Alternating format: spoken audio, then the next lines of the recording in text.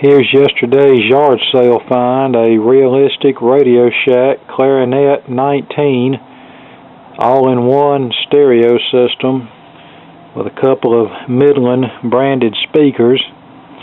The speakers are in wooden cabinets, probably date from the early 70s. I don't know what's in them, but it says on the back, 3-way speaker system, maximum power 20 watts.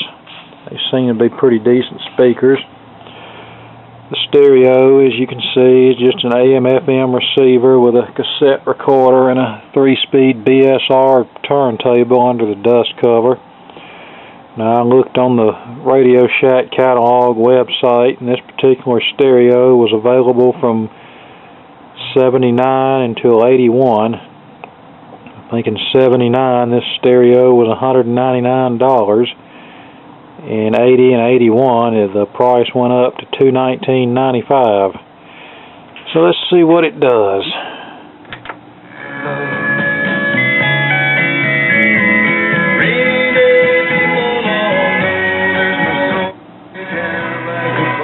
Controls are kind of scratchy.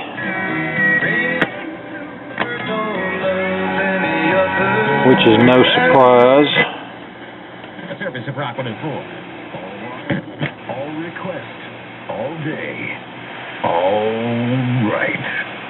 Rock Tracks with Doug Morris on Rock 104. Partly cloudy skies for tonight and tomorrow in your Rock 104. That's a distant station, so this thing obviously has a pretty decent tuner in it. In Laurel. On your radio right now, a Rock Tracks news notes about next week's show here on. To know that I love you, babe. cc.edu for book. And then we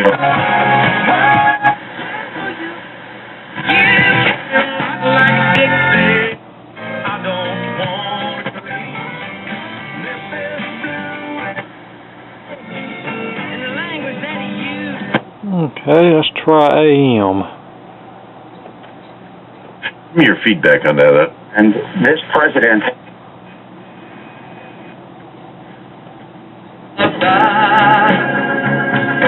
That's not what the script.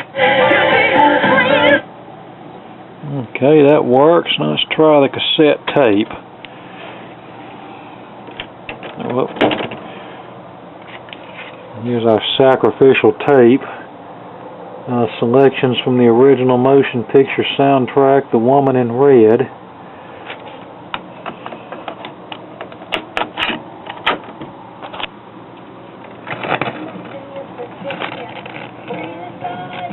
And it plays out of one speaker, but it's very weak.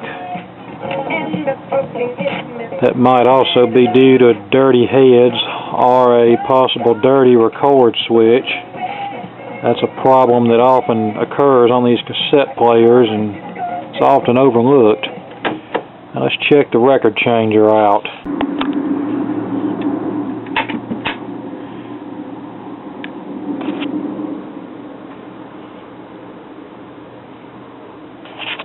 Okay.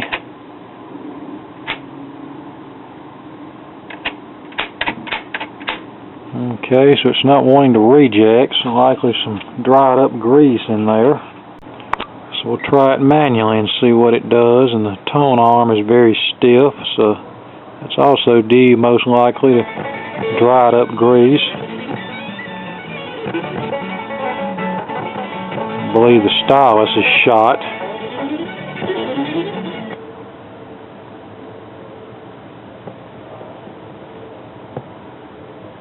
And it does not shut off at the end of the record. So now the turntable is going to need some attention.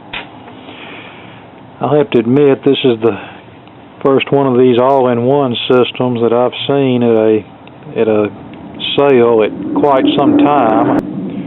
But as I was saying, 20 years ago I was picking up these things at yard sales all the time for $5 or $10, and most of them needed the usual routine service on the record changer and the controls cleaned, etc. And I could fix them up and sell them for $50 or $75. Well, then it got to the point where nobody was buying the things because they didn't have CD players on them. And then it got to the point I wasn't even finding these types of stereos, and when I was finding them, they wanted some outrageous, delusional price for them. So when I saw this set up at a yard sale yesterday for a reasonable price, I went ahead and bought it. Now, of course, some of these also had 8-track tape players on them, in addition to cassette players, and some just had an 8-track player with no cassette. But anyway, let's tear into this and see what we can do to improve its performance. And here's the chassis removed from the cabinet. There's the tape recorder assembly. First thing we want to do is clean these potentiometers with a control cleaner, and the way you want to do that is just spray some cleaner in the opening on each control and work it back and forth a few times to get the cleaner worked in, and that should take care of the intermittence and the static problem. Okay, we've cleaned the controls and that works much better, no static at all.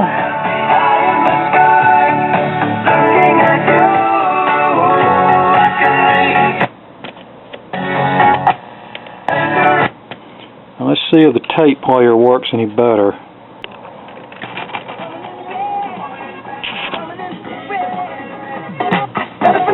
Well, tape player's still not any better. So that may require some circuit troubleshooting to figure out what's going on there. Okay, did a little more cleaning and adjusting on the cassette player, and it seems to be working better. Of course, I'm sure this old tape is about worn out.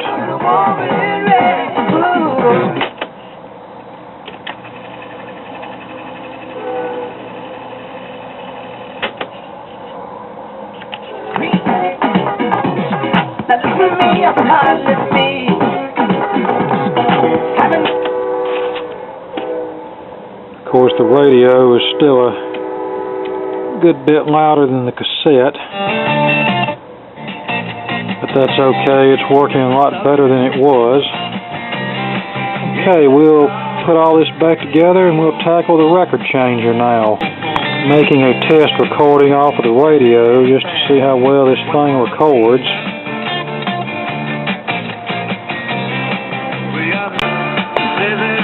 Yeah, it didn't do too bad.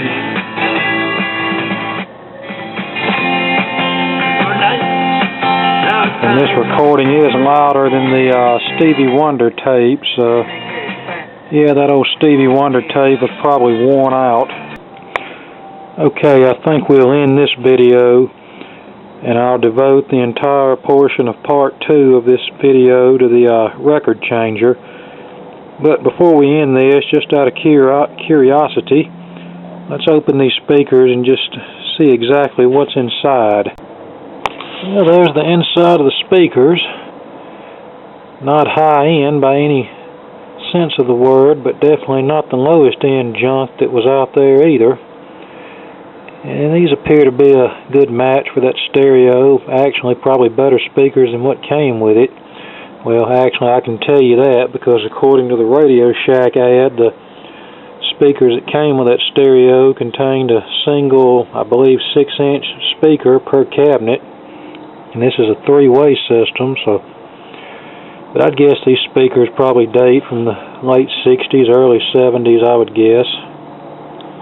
Okay, there you go, part 1 of the realistic Clarinette 91 all-in-one stereo system. In part 2, we'll deal with the record changer. Okay, thanks for watching, and more to come later.